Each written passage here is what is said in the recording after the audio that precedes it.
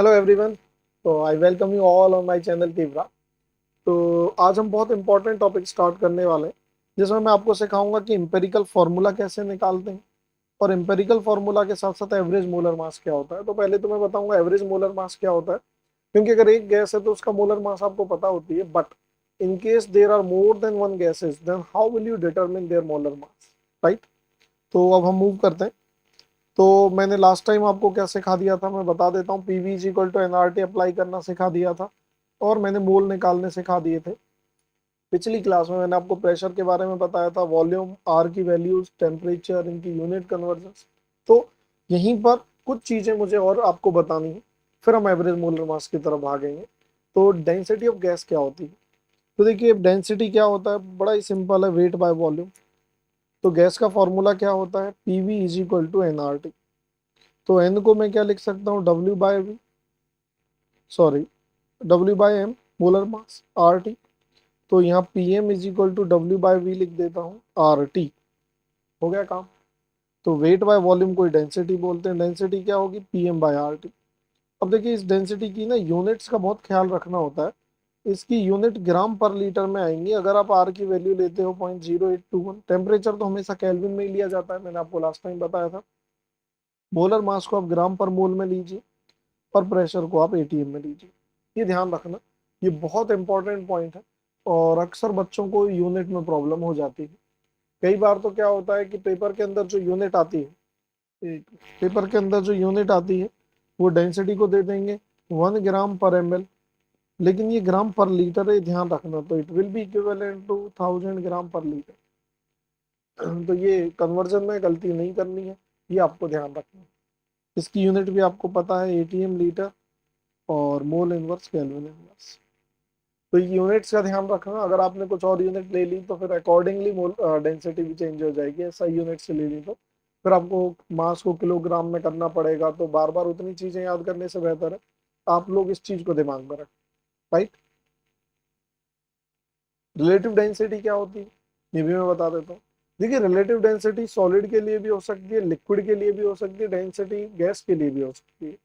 तो मैं आपको बताऊंगा कि सॉलिड और लिक्विड के लिए हम अलग से कर देते हैं, बट रिलेटिव डेंसिटी का मोटा मोटा मीनिंग क्या है, रिलेटिव डेंसिटी मतलब density of substance divided by density of reference substance. तो ये आपकी मोटी मोटी डेफिनेशन होगी रिलेटिव डेंसिटी की। लेकिन जैसा कि अभी भी मैंने आपको पढ़ाया कि भाई डेंसिटी होती है ये, अगर आप ध्यान से देखो तो डेंसिटी को जब मैं पीएम बाय आर टी लिख रहा हूँ, पीएम बाय आर टी, तो मोलर मास तो कांस्टेंट होता है, आर भी कांस्टेंट होता है, तो density is directly proportional to P by T. तो अगर आप गैस का प्रेशर बढ़ाएंगे तो डेंसिटी बढ़ेगी, अगर आप गैस का टेम्परेचर बढ़ाएंगे तो डेंसिटी कम होगी। ये बात आप ध्यान रखना। तो ये बहुत इंपॉर्टेंट पॉइंट है डेंसिटी के बारे में। तो जो किसी गैस की डेंसिटी है वो इन चीजों पर भी डिपेंड कर सकती है। आप सोच रहे होगे सर कैसे, तो आप ऐसे समझिए कि अभी ये रहा पिस्टन, ये रही गैस। मान लो अभी 1 लीटर वॉल्यूम शो कर रहा है, तो डेंसिटी क्या होगी, वेट बाय वॉल्यूम। लेकिन अभी आपने पिस्टन को यहाँ कर दिया, तो वेट तो उतना ही, वॉल्यूम चेंज होगी तो डेंसिटी चेंज होगी। तो बेसिकली प्रेशर भी यहाँ पर अलग प्रेशर रहा होगा, यहाँ अलग प्रेशर रहा है। जब आप पिस्टन को नीचे कर देंगे तो प्रेशर चेंज होने पर भी डेंसिटी चेंज हो जाती है और टेम्परेचर चेंज होने पर भी डेंसिटी चेंज हो जाती है। जनरली प्रेशर बढ़ाने पर डेंसिटी बढ़ेगी और टेम्परेचर को कम करने पर डेंसिटी आपकी बढ़ जाएगी। इन्वर्सली प्रोपोर्शनल है, density is inversely proportional to temperature and density is directly proportional to pressure, right. चलिए, तो मैं वापस इधर आता हूँ। तो रिलेटिव डेंसिटी की मैंने एक जनरल डेफिनेशन दे दी, लेकिन अगर मैं गैस के लिए बात करूँ, फोर गैसेस, तो आप जानते हो दो गैसेस को अगर आप कंपेयर कर रहे हो तो गैस की जो डेंसिटी है वो प्रेशर और टेम्परेचर पे डिपेंड करती है। तो इसका मतलब बिल्कुल साफ है कि अगर गैस की डेंसिटी प्रेशर और टेम्परेचर पे डिपेंड करती है, तो यहाँ पर मैं ये भी कह सकता हूँ, क्या कह सकता हूँ, ध्यान से सुनना इस बात, कि जब आप दो गैसों को कंपेयर कर रहे हो तो दोनों की प्रेशर और टेम्परेचर सेम लेने पड़ेंगे। क्योंकि एक का प्रेशर अलग, तो कैसे कंपेयर करूंगा, मतलब मैं दो बच्चों की हाइट कंपेयर कर रहा हूँ, एक को मैंने नीचे खड़ा कर दिया, एक को ऊपर खड़ा कर दिया, तो चीटिंग होगी ना। दोनों को ground level level playing field देनी पड़ेगी। तो गैसेस के लिए रिलेटिव डेंसिटी में क्या बोलूंगा, density of gas at given pressure and temperature और density of reference gas at same pressure and temperature. ये बात ध्यान रखना, density of gas at given pressure and temperature and density of reference gas at same pressure and temperature। ये point clear हो गया, बहुत important है। तो अब आपको रिलेटिव डेंसिटी के बारे में पता पड़ गया है, और अगर आपको रिलेटिव डेंसिटी के बारे में पता पड़ गया है तो अब मैं डेंसिटी क्या लिख सकता हूँ। मान लीजिए आपकी वो गैस है PM/RT, तो और यहाँ पर मैं ले लेता हूँ PM रेफरेंस/RT। तो मैंने प्रेशर दोनों के सेम लिए, आर और टी दोनों का कांस्टेंट होगा, तो रिलेटिव डेंसिटी क्या आ जाएगा, एम गैस, मान लीजिए मैंने गैस की मोलर मास ले लिया, अपॉन एम रेफरेंस। तो relative density of gas will be equal to molar mass of gas divided by molar mass of reference gas, right, very very important. और यहीं पर अब आती है वेपर डेंसिटी। तो रिलेटिव डेंसिटी मैंने आपको निकालनी सिखाई, जैसे मैं कुछ प्रॉब्लम भी आपको दे देता हूँ यहाँ पर। Calculate relative density of chlorine with respect to CH4, O2 with respect to helium, C2H6 with respect to hydrogen। तो इन सबकी अगर आप रिलेटिव डेंसिटीज निकालेंगे तो यहाँ क्या आएगा, 71 अपॉन इसका मोलर मास कितना है, 16। यहाँ क्या आएगा, 32 अपॉन इसका मोलर मास कितना है, 4। यहाँ क्या आएगा, 30 अपॉन इसका मोलर मास कितना है, 2। तो रिलेटिव डेंसिटी आ गई। एक बात और, जो रिलेटिव डेंसिटी होगी it will B unitless and dimensionless quantity, very important. It will B unitless and dimensionless quantity. देखिए बड़ी छोटी छोटी चीजें होती है और बच्चों को ये बातें पता नहीं होती, तो आप इनका ध्यान रखिएगा। चलिए अब मैं थोड़ा और आगे बढ़ता हूँ। वेपर डेंसिटी क्या है, कुछ नहीं है, रिलेटिव डेंसिटी ही है। अगर रेफरेंस गैस हाइड्रोजन ली है तो रिलेटिव डेंसिटी का नाम वेपर डेंसिटी पड़ जाता है। तो रिलेटिव डेंसिटी अभी अभी आपने निकाली थी, molar mass of gas divided by molar mass of reference gas। If reference gas is hydrogen, तो रिलेटिव डेंसिटी को मैं बोल देता हूँ वेपर डेंसिटी। तो मोलर मास ऑफ गैस और molar mass of hydrogen gas, hydrogen के एटॉमिक नहीं लेना, गैसियस फॉर्म का मोलर मास लेना। तो it will be molar mass of gas divided by 2। तो vapour density is equal to molar mass of gas divide by 2। तो देखिए अगर आपको किसी चीज की वेपर डेंसिटी दे रखी है तो आप मोलर मास निकाल सकते हैं 2 इंटू वेपर डेंसिटी करके। तो अक्सर ये फॉर्मूला आता है, बट अगेन मैं बोलूंगा बच्चे इसमें बहुत कंफ्यूज रहते हैं, तो कंफ्यूज नहीं होना है आपको बिल्कुल भी, ठीक है भाई, आपको बिल्कुल भी कंफ्यूज नहीं होना। चलिए अब आगे बढ़ते हैं।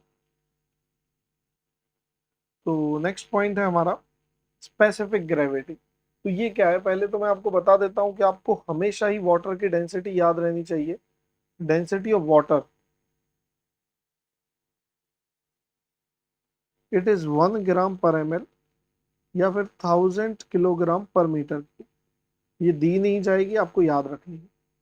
तो स्पेसिफिक ग्रेविटी क्या होती है, specific gravity is mainly defined for liquid and solid. तो गैस के लिए तो कंडीशन थी कि प्रेशर और टेम्परेचर सेम होना चाहिए, यहाँ ऐसा जरूरी नहीं है। तो रिलेटिव डेंसिटी को ही हम स्पेसिफिक ग्रेविटी कह देते हैं, रिलेटिव डेंसिटी को ही हम स्पेसिफिक ग्रेविटी बोल देते हैं। ये भी यूनिटलेस डायमेंशनलेस क्वांटिटी होगी। तो यहाँ क्या होगा, डेंसिटी ऑफ सब्सटेंस जो भी लिक्विड या सॉलिड है divided by density of water. तो मान लीजिए किसी सब्सटेंस की डेंसिटी वाटर की तो हमेशा 1 ग्राम/ml होगी, किसी सब्सटेंस की डेंसिटी 2.2 ग्राम/ml है, तो ये कट गई यूनिट, तो 2.2 आ गई। तो देखिए ये आपको यूनिटलेस और डायमेंशनलेस दी जाएगी। तो जैसे मान लो, अब समझाने के लिए मैं बता रहा हूँ, क्वेश्चन के लिए अगर आपको दे दिया जाए कि भाई स्पेसिफिक ग्रेविटी 5 है, यूनिट तो है नहीं, तो आप उसकी डेंसिटी मान लो 5 ग्राम/ml, क्योंकि वो 1 ग्राम/ml से डिवाइड करके आई होगी। या अगर आपको किलोग्राम/मीटर क्यूब में मानना है तो 5000 किलोग्राम/मीटर क्यूब मान लो। तो ये ध्यान रखना, आप इसे 5 ग्राम/ml भी बोल सकते हो, 5 किलोग्राम/मीटर क्यूब भी बोल सकते हो। तो specific gravity is mainly defined for liquids and solids, very important. It is mainly defined for liquids and solids. However, relative density ही है ये भी। और जो मैंने पीछे आपको बताया वेपर डेंसिटी वगैरह, ये नॉर्मली गैसेस के लिए होती है, राइट। तो अब हम आते हैं एवरेज मोलर मास पे। तो ये एवरेज मोलर मास क्या होता है? ये बड़ी इंटरेस्टिंग चीज है कि अगर मैं, पहली बात तो एवरेज की जरूरत क्या पड़ती है, तो ये भी समझिए। अगर मैंने यहाँ पर O2 गैस ली, तो मैं कहूँगा मोलर मास बताओ भाई, आप 32 बोल दोगे। लेकिन यहाँ पर मैं O2 गैस भी ले लूँ और हीलियम भी ले लूँ, अब मैं क्या बोलूँ भाई कि भाई इसका मोलर मास 32 है और इसका 4 है, तो मिक्सचर का ओवरऑल क्या होगा, मुझे आंसर नहीं पता।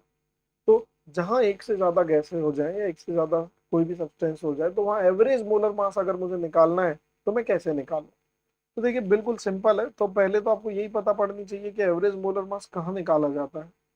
जब एक से ज्यादा सब्सटेंस हो, तो एक का 4 है, एक का 32। अब ये तो मैंने ये तो बताया ही नहीं कितने कितने ग्राम लिया, कोई बात नहीं।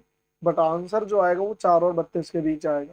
क्योंकि आपकी क्लास में मैं बोल दूं कि 2 बच्चे हैं या 20 बच्चे हैं, सबसे हल्का जो बच्चा है उसका मास 25 kg और सबसे भारी का मास 70 kg, तो एवरेज कहाँ आएगा? और बच्चे और भी हैं, किसी का मास 30 होगा, 40 होगा, पर 25 से नीचे कोई नहीं। तो आप बोलोगे आंसर सर 25 और 70 के बीच आएगा। उसी तरह यहाँ भी 4 और 32 के बीच आएगा। तो यहाँ देखिए, जैसे अगर मैं नंबर ऑफ मोल निकालूं, तो आप क्या लिखते हो? वेट अपॉन मोलर मास लिखते हो या नहीं? सेम वे में अगर यहाँ मोलर मास मेरे को निकालना हो, तो मैं W/N लिखता हूँ। तो देखिए यहाँ पर एक ही गैस थी, तो उसका वेट लिख दो और उसी के मोल लिख दो। But in case more than one gases are present, तो अब मैं M की जगह मैं एवरेज बोलूंगा। और अब मेरा जो वेट है वो वेट टोटल हो जाएगा, और जो N है वो N टोटल हो जाएगा। और अब मैं M एवरेज निकाल लूंगा भाई। और एक बार मैंने M एवरेज निकाल लिया, प्रॉब्लम सॉल्व। तो M एवरेज क्या होगा? It will be wait of O2, it will be wait of helium divided by mole of O2 divide by mole of helium. तो एक से ज्यादा गैस है, 3 है, तो तीनों का वेट ऐड कर दो। तो this is called M average. तो इस मिक्सचर की अगर वेपर डेंसिटी पूछी जाए, तो आप क्या बोलोगे? M एवरेज/2। तो ये जो वेपर डेंसिटी आएगी ये मिक्सचर की आएगी। तो मिक्सचर भी बोल दिया जाता है, एवरेज भी बोल दिया जाता है। ये बात आप ध्यान रखना, इट्स वेरी इंपॉर्टेंट। तो जैसे it is what is average, तो it is weighted average of, ये तो एटॉमिक मास पे में आ गया। तो पहले मैंने आपको एम एवरेज बता दिया भाई, यहाँ तक तो कोई डाउट नहीं। अब मेरा नेक्स्ट पॉइंट है, क्योंकि एम एवरेज बताना बड़ा जरूरी था, तो ये तो मैंने आपको मॉलिक्यूलर गैसेस के लिए बताया। अब एटॉमिक मास पे जरा हम आ जाते हैं। एवरेज या मीन एटॉमिक मास क्या होता है? आपने देखा होगा कि क्लोरीन के आइसोटोप जो मिलते हैं, 35 भी मिलता है, 37 भी मिलता है क्लोरीन का। लेकिन क्लोरीन का मास आप पाओगे 35.5 लिखा रहता है। और हम लोग बोलते हैं कि XAZ, इसे मैं बताता हूँ मास नंबर, और इसे मैं बताता हूँ एटॉमिक नंबर। तो मास नंबर क्या होता है? न्यूट्रॉन और प्रोटॉन का सम। एटॉमिक नंबर तो प्रोटॉन और इलेक्ट्रॉन सब इनके बराबर ही होता है। तो बहुत बार बच्चों के दिमाग में आता है, सर न्यूट्रॉन और प्रोटॉन का सम फ्रैक्शन में कैसे आ सकता है? नहीं आ सकता, ये कंफ्यूजन है। आपको इसे डिफरेंशिएट करना पड़ेगा। Actually mass number is always integral quantity. Mass number is always integral quantity, right. तो ये फ्रैक्शन में क्यों आ रहा है? ये मास नंबर नहीं है, ये एटॉमिक मास है। मास नंबर नहीं है, ये एटॉमिक मास है, ये भी ध्यान रखना होगा। तो इसका मतलब तो ये बात हुई सर कि एटॉमिक मास और मास नंबर अलग अलग है, बिल्कुल अलग अलग। ये मैं बताता हूँ कि कैसे निकाला जाता है। तो देखिए नेचर में आप इसे ऐसे समझ सकते हैं कि अगर मैं यहाँ पर लेता हूँ क्लोरीन, मैंने कहीं पर नेचर में क्लोरीन देखी, तो मैंने मुट्ठी भर के अगर क्लोरीन को लिया, तो क्लोरीन के मैं बताता हूँ 75 एटम इसके होंगे, 25 एटम इसके होंगे। इसे बोलते हैं परसेंटेज अबंडेंस। तो अब ऐसे मानिए नेचुरली 75% ये आइसोटोप मिलेगा और 25% ये मिलेगा। ना आपको 35 मिलेगा 100%, ना 37 मिलेगा। तो यहाँ पर कुछ ऐसी बात होगी कि मैंने मुट्ठी भर के कहीं से 100 आइटम निकाले क्लोरीन के, 75 इसके मिले और 25 दूसरे के मिले। तो यहाँ पर भी अब मुझे एवरेज निकालना पड़ेगा। तो ये कुछ ऐसी बात हुई कि आपकी क्लास में 100 बच्चे, 25 बच्चों का मार्क्स 37 है और 75 बच्चों का मार्क्स 35 है। तो आप कैसे निकालोगे एटॉमिक मास? देखिए टोटल बच्चे 75 प्लस 25, एक बच्चे का 37 है तो 25 का कितना होगा, और एक बच्चे का 75 है, 35 है तो 75 का कितना होगा। जब आप इसे कैलकुलेट करेंगे तो यू विल बी गेटिंग 35.5। तो इसे क्या बोला जाता है जब आप इस तरीके से निकाल रहे हो? This is weighted average. Weighted average किसकी? वेटेड एवरेज मास नंबर्स की। किसके मास नंबर्स की? नेचुरली अकरिंग आइसोटोप्स की, जो स्टेबल आइसोटोप है। इनमें भी अगर कोई रेडियो एक्टिव है तो वो नहीं लिया जाएगा। Now point number 3। तो अब आपको ये पता पड़ गया वेटेड एवरेज ली जाती है, क्योंकि एवरेज एक होती है सिंपल एवरेज। तो सिंपल एवरेज तो 35 और 37 का 2 से डिवाइड कर दो। वेटेड में आप इस चीज को वेटेज दे रहे हो, यार इसके 75 है और इसके 25 ही मिले, तो 75 के ज्यादा करीब आएगा, इसलिए 35 के करीब है, 0.5 दूर है और 37 से दूर है। तो what is atomic mass? So it is weighted average, point समझ आ गया, of mass number of naturally occurring stable isotopes of an element, right. चलिए, तो ये मैंने आपको बताया कि मास नंबर और एटॉमिक मास में क्या अंतर है। अब थोड़ा सा और आगे बढ़ जाते हैं कि मैंने अब आपको ये प्रॉब्लम दी, 80% मिलता है, 20% एटॉमिक मास 10.8 है, फाइंड है इस ए की वैल्यू बताओ। तो ये बेसिकली है मास नंबर है। तो आप क्या करोगे? Atomic mass is equal to 80 बच्चों का 11 है, 20 बच्चों का ए है, डिवाइड बाय 100। तो निकाल लीजिए जो भी आएगा, 1080, 880, 28। तो आप इसे कैलकुलेट कर लीजिए, आपका आंसर आ जाएगा। तो बता देता हूँ, ये आपका टाइम है। इन चीजों का आपको ध्यान रखना है भाई। अगर आप ऐसे करते रहेंगे तो मुझे नहीं लगता कोई प्रॉब्लम आएगी। अगली प्रॉब्लम पे आ जाते हैं, 107 और 108। अब एटॉमिक मास दे दिया और पूछा परसेंटेज अबंडेंस। तो एजी 107 दिया, आप पॉज करके इसे ट्राई कीजिए, एजी 109। Atomic mass 108.5। परसेंटेज अबंडेंस मतलब नेचुरली यही दो आइसोटोप मिलते हैं, तो अगर एक एक्स होगा तो दूसरा 100 माइनस एक्स होगा। ये मैंने परसेंटेज अबंडेंस मान ली। तो एटॉमिक मास यहाँ से निकाल लीजिए। तो भाई x into 107, 100 minus x into 109, और डिवाइडेड बाय क्या कर दीजिए, एक्स प्लस 100 माइनस एक्स। तो एक्स कैंसिल हो जाएगा, आपका एटॉमिक मास की वैल्यू रख दीजिए 108.5, एक्स की वैल्यू आ जाएगी। एक इक्वेशन, एक वेरिएबल, प्रॉब्लम सॉल्व। चलिए और आगे प्रैक्टिस करते हैं। अब अगर 3 आइसोटोप हैं तो मैंने एटॉमिक मास दे दिया 25.5 ग्राम पर मोल, और कहा कि इसका 24 है, इसका 5 है, इसका 6 है, ये 20% है, ये दोनों की परसेंटेज बताओ। कैसे करोगे? बहुत अच्छी प्रॉब्लम है सिंपल। थोड़ा दिमाग लगाइए, हो जाएगी। यहीं पर पॉज कर दीजिए। चलिए मैं स्टार्ट करता हूँ। अगर ये 20% है तो ये दोनों मिलाकर कुल मिलाकर 80% होंगे। तो अगर मैं इसे x मान लूँ तो ये कितना होगा, 80 माइनस एक्स। तो एटॉमिक मास जो 25.5 आया, तो टोटल में क्या लिखूंगा, 20 प्लस एक्स, 80 माइनस एक्स, तो ये तो 100 ही आ जाएगा। तो 20 का कितना है, 24, एक्स का कितना है, 25, और 80 माइनस एक्स का कितना है, 26। तो आप ध्यान से देखिए, एक इक्वेशन, एक वेरिएबल, प्रॉब्लम। नीचे तो 100 ही आएगा। ये आ जाएगा आपका 480, 25x,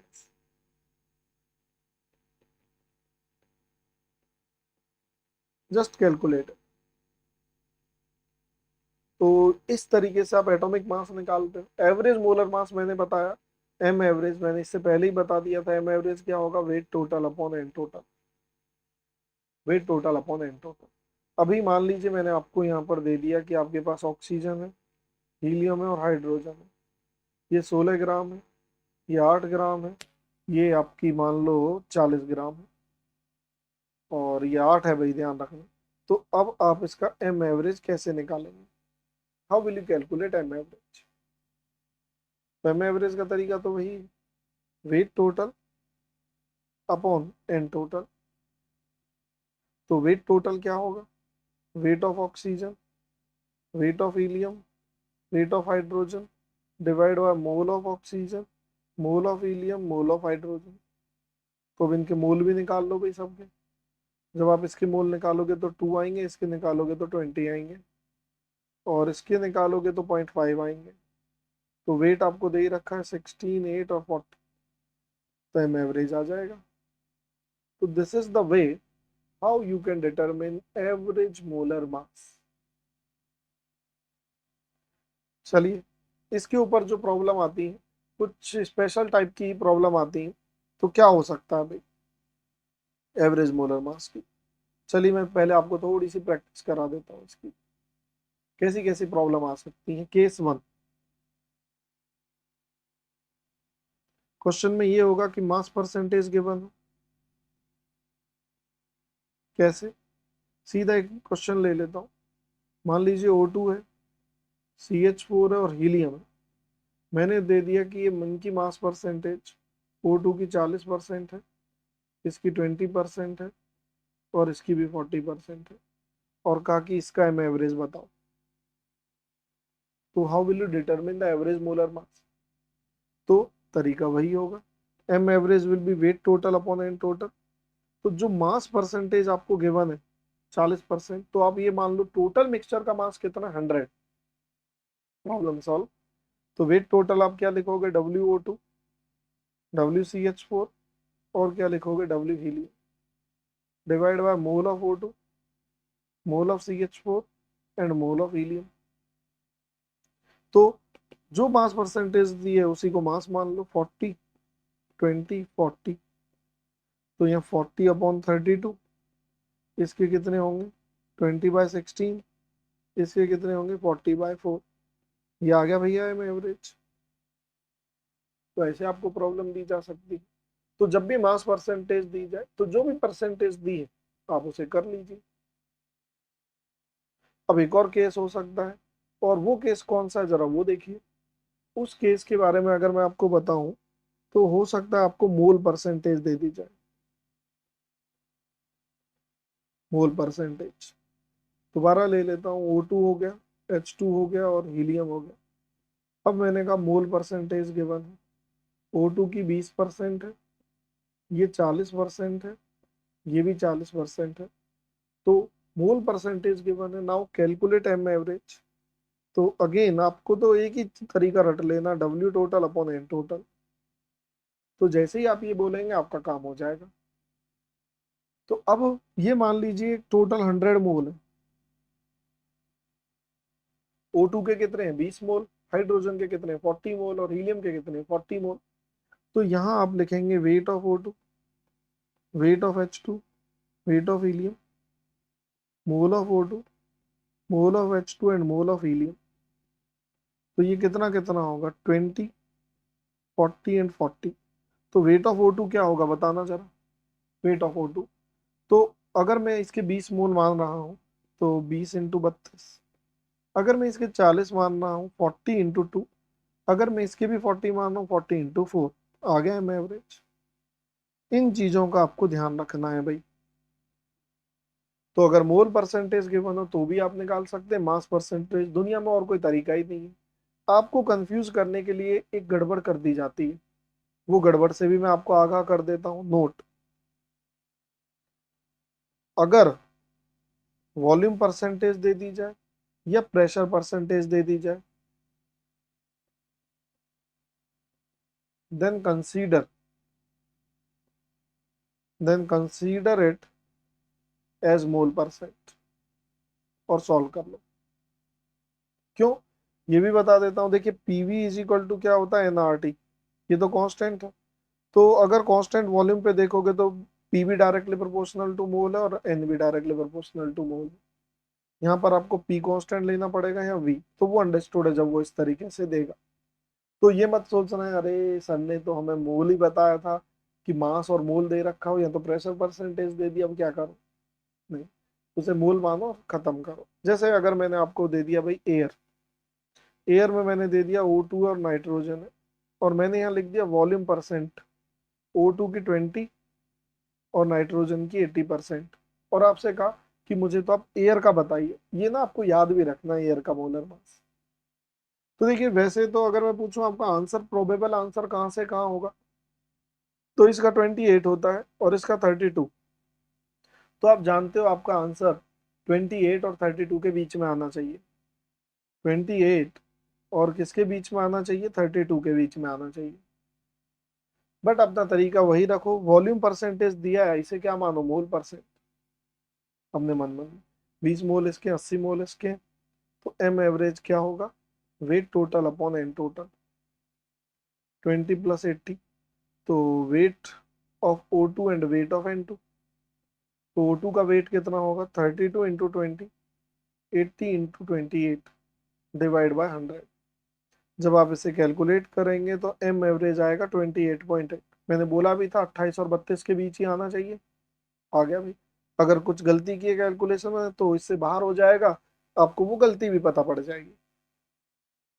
ये ध्यान रखना भाई कि कोई पूछे एयर का मोलर मास कितना होता है तो you should answer it as 28.8, right. चलिए, तो एवरेज मोलर मास मैंने बताया, मोलर मास ऑफ एयर हमारा हो गया है। तो मुझे जरा ये आंसर दो, dry air is heavier than moist, true या फॉल्स। पॉज करके जरा सा सोचिए कि dry air is heavier than moist. देखने में तो ये लगता मॉइस्ट एयर में क्या होगा, मॉइस्ट एयर में मॉइस्चर होगा, ड्राई एयर में तो होगा ही नहीं। तो ड्राई एयर में आपका नाइट्रोजन और ऑक्सीजन होगा, उसका मोलर मास आपने निकाला 28.8। तो अब मैं इसे ना एक सिंगल गैस मान सकता हूँ एयर, जिसका मोलर मास 28.8। ठीक, मॉइस्ट एयर में तो मॉइस्चर भी आ गया, तो वो तो हैवी होनी चाहिए। तो जरा देखते हैं, तो अब मॉइस्ट एयर में क्या होगा, एयर प्लस H2O गैस। तो एयर का 28.8 है और इसका 18 है, तो अब आंसर जो आएगा 28.8 से कम और 18 से ज्यादा आएगा इन दोनों के बीच। तो मोलर मास जो होगा इसका 28.8 से कम आएगा। तो जो मॉइस्ट एयर है वो आपकी लाइट होगी, यानी ड्राई एयर इज हैवियर। ये ड्राई एयर है 28.8, इसका मान लो 28.6 भी आ गया तो आपका तो काम खत्म हो गया, ये तो हल्की होगी। तो dry air is heavier than the moist air, this fact is true, this fact is true. ये चीजें आपको पता होनी चाहिए भाई, बिल्कुल फंडामेंटल्स है, ये पता होने चाहिए। ठीक है, आगे बढ़ते हैं। Percentage composition. अच्छा, एक चीज और इसमें कई बार पूछ ली जाती है कि एयर एंड पॉल्यूटेड एयर, और पॉल्यूटेड एयर में वो कह रहा है कि CO2 और SO2 मिली हुई है, ये प्योर एयर है, तो कौन सी हैवी होगी। तो यहाँ पर आप देखेंगे प्योर एयर का मास होता है 28.8, पॉल्यूटेड एयर में होगी एयर, CO2 और SO2, इसका 28.8 होता है, ये 44, ये 64। तो जो ओवरऑल आएगा वो 28 से ज्यादा ही आएगा। तो जो पॉल्यूटेड एयर है, polluted air will be heavier. तो मॉइस्ट एयर लाइट क्यों हो गई थी, क्योंकि उसमें आपने मॉइस्चर लिया था, उसका मोलर मास 18 होता है जो कि एयर से कम है। मतलब ये ऐसे है कि आपकी क्लास में 30 बच्चे बैठे हुए हैं जिनका एवरेज मोलर मास 20 kg है, मैंने एक 31वां बच्चा भेज दिया। एक कौन कैसा बच्चा भेज दिया, 31वां, उसका मास ही बेचारे का 10 kg, तो वो एवरेज को घटाएगा क्लास क्या बढ़ा देगा, घटाएगा ना। बस यही चीज है, ये सारे पॉइंट्स आपको दिमाग में रखने होते हैं, राइट। चलिए, अगर मैं बोलूं कंपोजिशन ऑफ एलिमेंट्स, तो calculate percentage of carbon in CO2, तो कैसे निकालोगे। फिर परसेंटेज ऑफ कार्बन क्या होगा, weight of carbon divided by molar mass. तो मोलर मास कितना है इसका, हो गया। तो अगर मैं इसी तरह बोलूं calculate percentage of carbon in C2H4, तो कितने कार्बन एटम है, दो। तो परसेंटेज ऑफ कार्बन क्या होगा, 2 इंटू 12, ये तो कार्बन का मास हो गया, और टोटल मास लिख दो नीचे। अगर मैं यहीं पर आपसे बोलूं C6H12O6 तो परसेंटेज ऑफ कार्बन, तो क्या लिखोगे? 6 × 12, 6 एटम है तो 6 नंबर ऑफ एटम, 12 एक एटम का mass divided by molar mass into 100। तो ये मैं क्यों बता रहा हूँ बार बार, यहाँ से ये चीज समझ आई, मैं इसे जनरलाइज कर सकता हूँ। तो परसेंटेज ऑफ एलिमेंट क्या हो जाएगा? N into atomic mass divided by molar mass into 100। Very interesting. तो यहाँ देखिए N क्या है? नंबर ऑफ एटम्स जो भी वो मॉलिक्यूल में प्रेजेंट है, और एटॉमिक मास उसका लेना है, जैसे कार्बन का मैं 12 ले रहा। तो यहीं पर अगर आपसे कोई बोले कि भाई CaCO3 में मुझे तो आप ऑक्सीजन की परसेंटेज बताओ, तो 3 है, 3 × 16 डिवाइड बाय मोलर मास निकाल लो इसका इंटू 100, तो आ जाएगी ऑक्सीजन की परसेंटेज, राइट। तो आप इस तरह किसी भी एलिमेंट की परसेंटेज निकाल सकते हैं, प्रोवाइडेड आपको ये सारी चीजें पता है, राइट। चलिए, let's move to the next point now. Calculate minimum molar mass of compound which contain 35% nitrogen. Minimum molar mass, तो मिनिमम मोलर मास आप कैसे निकालेंगे? How will you determine the minimum molar mass? तो percentage of nitrogen, क्या होगा percentage of nitrogen? वही होगा number of nitrogen atom into 14 upon molar mass into 100। तो परसेंटेज ऑफ नाइट्रोजन उसने दे दी 3.5, N into 14 upon molar mass. तो दो variable है मेरे पास, एक N और एक मोलर मास। तो मोलर मास तो पूछा ही है, वो भी मिनिमम, तो मैं M को इधर ले आऊं, N इंटू 14, 3.5 इंटू 100। अब ये जो है ये कह रहा है कि मिनिमम होना चाहिए, तो अगर मिनिमम मोलर मास होना चाहिए, मिनिमम, तो क्या मतलब है इसका? देखिए मिनिमम मोलर मास होने का मतलब है N पर डिपेंड कर रहा है वो। N की मिनिमम वैल्यू क्या होगी? अगर किसी मॉलिक्यूल में नाइट्रोजन है तो मिनिमम कितना नाइट्रोजन हो सकता है? बताइए भाई, मिनिमम कितना नाइट्रोजन हो सकता है? कम से कम नाइट्रोजन का एक एटम तो होगा। तो अगर नाइट्रोजन का एक एटम होगा तो N की वैल्यू 1 रख दो, 400 आ गया। तो इस तरीके से प्रॉब्लम सॉल्व करनी है आपको। एक सब्सटेंस है जिसमें ऑक्सीजन 4% है और सल्फर 16% है, तो उसका मोलर मास बताओ। करिए जरा इसे, ये भी बड़ी इंटरेस्टिंग प्रॉब्लम है। देखिए भाई कैसे इसे करेंगे। तो percentage of oxygen, minimum molar mass कह रहा है तो मैं कैसे निकालूंगा भाई मिनिमम मोलर मास? दोबारा देख लेते। तो मिनिमम जैसे ही उसने कहा, तो मैं कम से कम कितना एटम पॉसिबल है ऑक्सीजन का? एक तो होगा ना, तो एक मान लेता हूँ। तो अगर एक मान लूं तो ये क्या हो जाएगा बताइए? 1 × 16 divided by molar mass into 100। तो ये दे रखा है 4%। तो देखिए कम से कम जैसे ही मैं एक एटम की बात करूंगा, तो यहां से मोलर मास कितना आ जाएगा मेरा? तो ये 4 है ना, 400। अब in the similar way, 4% of sulphur, वो 16 है, 1 × 32 अपॉन M इंटू 100। तो यहां से मैं निकालूंगा मोलर मास कितना आएगा? 200।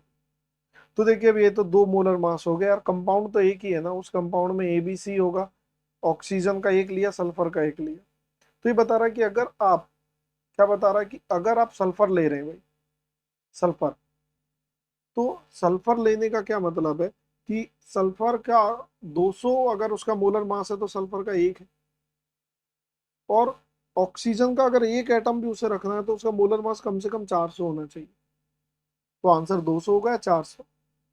तो देखिए 400 कम से कम चाहिए। अगर मैंने 200 मान लिया तो उसमें ऑक्सीजन का 0.5 मोल ही होगा, तो 0.5 एटम ही होगा, तो वो आधा एटम तो पॉसिबल है नहीं। तो इससे मुझे पता लगा, क्या पता लगा? इससे मुझे ये पता लगा कि कम से कम उसका मोलर मास 400 होना चाहिए, नहीं तो हमारा काम चलने वाला नहीं है। राइट? तो 400 होगा तो ही हमारा काम चलेगा, अदरवाइज हमारा काम नहीं चलेगा। तो फोर करने के लिए आंसर विल बी 400, सॉरी 1 करने के लिए, क्योंकि 200 में ऑक्सीजन वाली चीज सेटिस्फाई नहीं होगी। हाँ ये जरूर है कि इसके 200 में एक सल्फर है तो 400 में आप 2 सल्फर ले लो, लेकिन आप आधा ऑक्सीजन नहीं ले सकते, ऑक्सीजन तो आपको पूरा ही करना पड़ेगा। राइट? तो देखिए अभी एक और प्रॉब्लम ले लेते हैं, और वो प्रॉब्लम क्या, जरा वो देखिए, सॉल्व कीजिए इसे। The molecular mass of compound C is 360. The molecular mass of compound is 360. तो आपको कंपाउंड का मॉलिक्यूलर मास दे दिया। If this compound contains 70% carbon by mass, then number of carbon atoms in each molecule. तो आपको molecular mass दे दिया, तो परसेंटेज ऑफ कार्बन क्या होती है आपको अच्छे से पता है। परसेंटेज ऑफ कार्बन क्या होती है?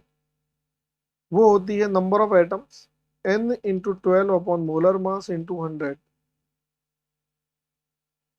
तो परसेंटेज ऑफ कार्बन की आप वैल्यू रख दीजिए 70, n into 12 divide by 360 into 100। तो यहाँ से n की वैल्यू आ जाएगी, ये 30 है, तो आपका n कितना आ जाएगा 21। So this is your answer. Right? This is your answer. So now this is done. And minimum molar mass of substance ये आप घर से ट्राई कर सकते हैं। 3 वैल्यूज आएंगी, आप देखना उनमें से कौन सी पॉसिबल है और कौन सी पॉसिबल नहीं है। चलिए और आगे मूव करते हैं, molecular formula and empirical formula. तो देखिए इसे मैं नेक्स्ट क्लास में लूंगा। आज की हम क्लास को यहीं समाप्त करते हैं, and I hope you really enjoy today's class, and in next class I will take empirical formula and all those things. So get ready for that. और यहाँ तक आप अच्छे से रिवाइज कीजिए, एटॉमिक मास क्या होता है, कैसे निकाला जाता है, मॉलिक्यूलर मास क्या होता है, ये सारी चीजें आज हमने की। राइट? तो आज के लिए इतना ही बहुत है। और अगर आपको ये लेक्चर अच्छा लगा है तो आप इस चैनल को लाइक और सब्सक्राइब करना ना भूलें, और बेल आइकन पर क्लिक करें ताकि आपको मेरे सभी लेक्चर्स के लेटेस्ट नोटिफिकेशंस मिल सके। तो आज के लिए इतना ही बहुत है। Thank you.